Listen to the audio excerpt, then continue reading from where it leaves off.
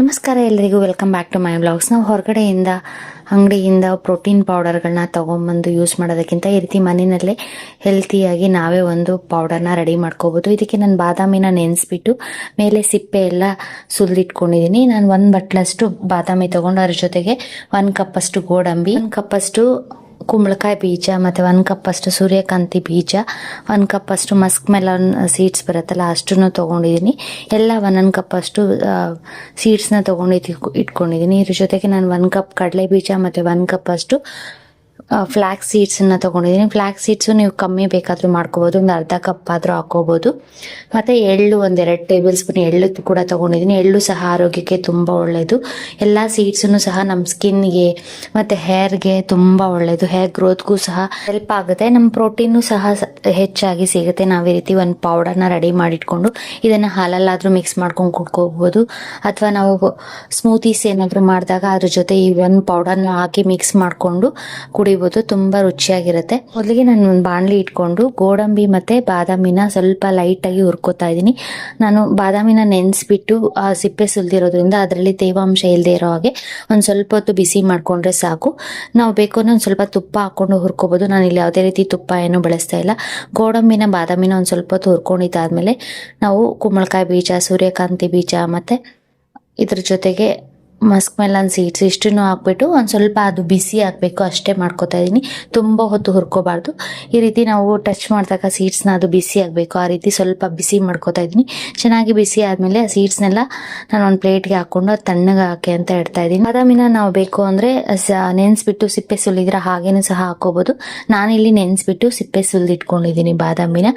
ಇದ್ರ ಜೊತೆಗೆ ನಾನಿಲ್ಲಿ 1 ಕಪ್ಪಷ್ಟು ಕಡಲೆ ಬೀಜ ತಗೋತಾ ಇದ್ದೀನಿ. ಕಡಲೆ ಬೀಜ ಬೇಡ ಅನ್ನೋರು ಹುರ್ಗಡ್ಲೆ ಇರುತ್ತಲ್ಲ ಅದನ್ನಾದರೂ 1 ಕಪ್ ತಗೋಬೋದು. ನಾನಿಲ್ಲಿ ಕಡಲೆ ಬೀಜ 1 ಕಪ್ ತೊಗೊಂಡು ಕಡಲೆ ಬೀಜನ ಗಮ್ಮನ ಹಾಗೆ ಕೆಂಪಕ್ಕೆ ಹುರ್ಕೋತಾ ಇದ್ದೀನಿ. ಕಡಲೆ ಬೀಜನ ಹುರ್ಕೊಂಡಿದ್ದಾದ್ಮೇಲೆ ಕಡಲೆ ಬೀಜನ ತಣ್ಣಕ್ಕಾದ್ಮೇಲೆ ಅದ್ರ ಮೇಲೆ ಇರೋ ಸಿಪ್ಪೆ ಎಲ್ಲ ತೆಗೆದ್ಬಿಟ್ಟು ನಾನು ಹುರ್ಕೊಂಡಿರೋ ಬೀಜಗಳ ಜೊತೆ ಸೇರಿಸ್ಕೊತಾ ಇದ್ದೀನಿ. ಕಡಲೆ ಬೀಜನೂ ಸಹ ಆರೋಗ್ಯಕ್ಕೆ ತುಂಬ ಒಳ್ಳೆಯದು. ಕಡಲೆ ಬೀಜದಲ್ಲಿ ಹೆಚ್ಚು ಪ್ರೋಟೀನ್ ಸಿಗುತ್ತೆ ನಮಗೆ. ಕೆಲವರು ಬ್ಲಡ್ ಕಮ್ಮಿ ಇದ್ದಾಗ ಕಡಲೆ ಬೀಜ ಮತ್ತು ಬೆಲ್ಲನ ಚಿಕ್ಕಿ ಮಾಡ್ಕೊಂಡಾದರೂ ತಿನ್ಬೋದು, ಹಾಗೇನೂ ಸಹ ತಿಂತಾರೆ. ಕಡಲೆ ಬೀಜನ ಡೈಲಿ ಒಂದು ಸ್ವಲ್ಪ ತಿನ್ನೋದ್ರಿಂದ ಹೆಲ್ತಿಗೆ ತುಂಬ ಒಳ್ಳೆಯದು ಅಂತ ಹೇಳ್ತಾರೆ. ನಾವು ಹಳೆ ಕಾಲದಲ್ಲೆಲ್ಲ ಯಾವುದೇ ರೀತಿ ಬಾದಾಮಿ ಎಲ್ಲ ತಿಂತಾ ಇರಲಿಲ್ಲ, ಕಡಲೆ ಬೀಜನೇ ಹುರ್ಕೊಂಡು ಸಹ ತಿಂತಾಯಿದ್ರು, ಹೆಲ್ತಿಗೆ ತುಂಬ ಒಳ್ಳೆಯದು ಅಂತ. ಕಡಲೆ ಬೀಜನ ಹುರ್ಕೊಂಡಿದ್ದಾದ್ಮೇಲೆ ಅದೇ ಬಾಣಲಿನಲ್ಲಿ ನಾನು 1 ಕಪ್ಪಷ್ಟು ಫ್ಲ್ಯಾಕ್ಸ್ ಸೀಡ್ಸನ್ನು ತೊಗೊಂಡಿದ್ದೀನಿ. ಅಗಸೆ ಬೀಜನ ಹುರ್ಕೋತಾ ಇದ್ದೀನಿ. ಅಗಸೆ ಬೀಜನ ನಾವು ಬಾಣಲಿ ಬಿಸಿ ಇರೋದ್ರಿಂದ ಹಾಕಿದ ತಕ್ಷಣ ಪಟ್ ಅಂತ ಸಿಡಿಯೋಕ್ಕೆ ಸ್ಟಾರ್ಟ್ ಆಗುತ್ತೆ. ಮೀಡಿಯಮ್ ಉರಿಲಿ ಇಟ್ಕೊಂಡು ಅಗಸೆ ಬೀಜನ ಒಂದು ಸ್ವಲ್ಪ ಬಿಸಿ ಮಾಡಿಕೊಂಡ್ರೆ ಸಾಕು. ಬಿಸಿ ಮಾಡಿಕೊಂಡು ನಾನು ಒಂದು ಪ್ಲೇಟ್ಗೆ ಹಾಕಿಟ್ಕೊಂಡಿದ್ದೀನಿ. ಅದ್ರ ಜೊತೆಗೆ ನಾನಿಲ್ಲಿ 1-2 ಟೇಬಲ್ ಸ್ಪೂನ್ ಅಷ್ಟು ಬಿಳಿ ಎಳ್ಳನ್ನು ತೊಗೊಂಡಿದ್ದೀನಿ. ಎಳ್ಳು ಆಲ್ರೆಡಿ ಹುರ್ಕೊಂಡಿದ್ದೀನಿ, ಜಸ್ಟ್ ಬಿಸಿ ಮಾಡ್ಕೋತಾ ಇದ್ದೀನಿ. ಬಿಸಿ ಮಾಡಿಕೊಂಡು ರೆಡಿ ಮಾಡಿ ಇಟ್ಕೊಂಡಿರೋ ಪದಾರ್ಥಗಳ ಜೊತೆ ಸೇರಿಸ್ಕೊತಾ ಇದ್ದೀನಿ ಎಳ್ಳನ್ನು. ಎಳ್ಳು ಸಹ ಆರೋಗ್ಯಕ್ಕೆ ತುಂಬ ಒಳ್ಳೆಯದು.